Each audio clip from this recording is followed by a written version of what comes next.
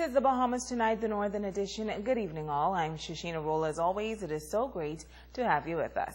Topping news, a highly controversial value-added tax, or VAT, the focus of a special meeting held last night on Grand Bahama. A cross-sector of the community turning out to hear the latest from the coordinator for VAT from the Ministry of Finance, Ishmael Lightbourne. His address on VAT made simple, coming as the government moves to introduce this new form of taxation. And when you go to Walmart and when you go to JCPenney's, you don't see no sales tax on the item, do you? But when you get to the cash register, you pay your sales tax. Value-added tax will operate like a sales tax in the Bahamian economy for the first time. That's what it is. Those two elements. You pay it on imports, you pay it on the domestic economy. And now it's being broadened. It's not just on goods, it's also on services. Lightbourne further explained how VAT will impact Bahamian travelers and Bahamas customs. If you come back from Miami with $1,000 worth of goods and you are still entitled to your $300 exemption, that doesn't go away. $300 a time. And so you have $700, and I know you still have some of the invoice in your back pocket, but that's all right.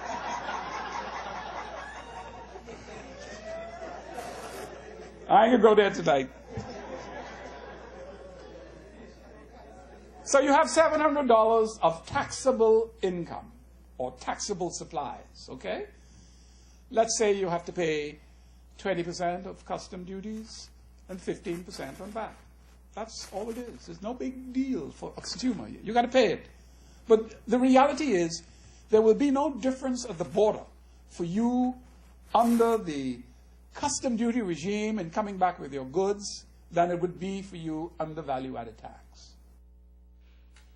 Well, the government is said to be on target for its July 1st implementation date. Now to news from the police. Police are reporting a decline in crime on Grand Bahama over the past year.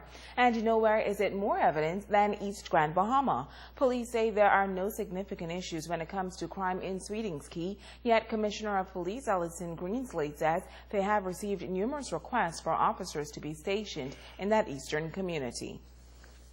We had promised faithfully last year to have your officers in place for you, and the limitation was not that we couldn't do it because of a physical space, but was more around housing of the officers. By that I mean, if I attempt to deploy from the Freeport City on a daily shift officers to work, the drive is just not going to work. The fuel that to drive from here to that end, I'm going to have to refuel when I get there. It just doesn't make any sense. However, Greenslade says they will take a serious look at this issue.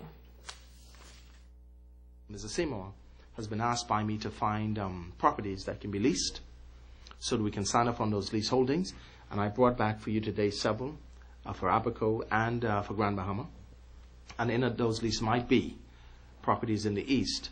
And as soon as I'm satisfied that officers would have a place to lay their heads, they are signed and they live in those communities.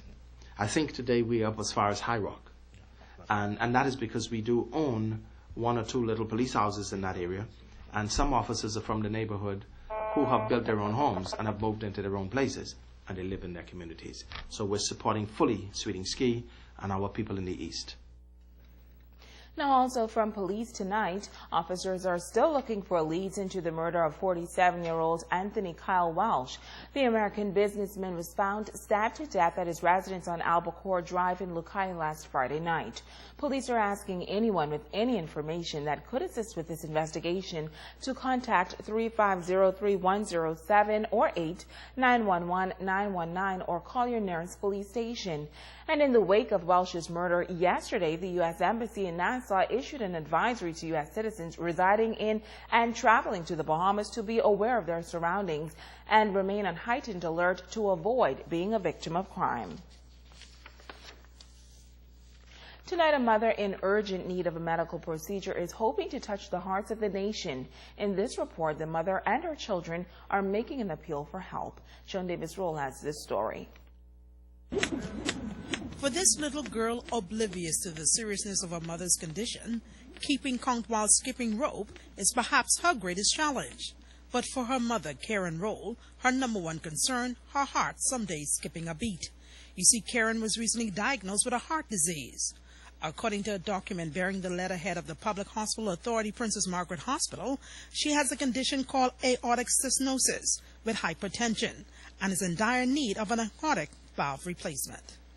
I had a massive heart attack in October, and through me being in the hospital, they told me that I have to get a valve change, and it cost like $45,000, and I don't have no help getting the assistance. This mother of 7 is in the battle of her life and is in dire need of the nation's support. I hope that people will come forward and see that it's true, that I really do need the surgery to be there for my kids, especially my 8-year-old daughter. While the magnitude of her illness is wrapped up in a complex medical language and demands a special procedure, Karen's children put it simply: they want their mother to live and not die. I feel really bad about it because I had a situation where my little brother passed away when he was 8, and I don't want the same thing happen to my mommy. I just found her very, very bad, and she have to stop certain places.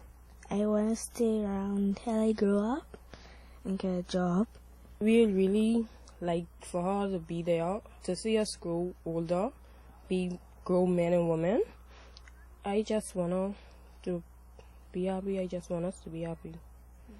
Joan Davis Rolle, ZNS Network News. The Bahamas tonight, the Northern Edition continues right after this.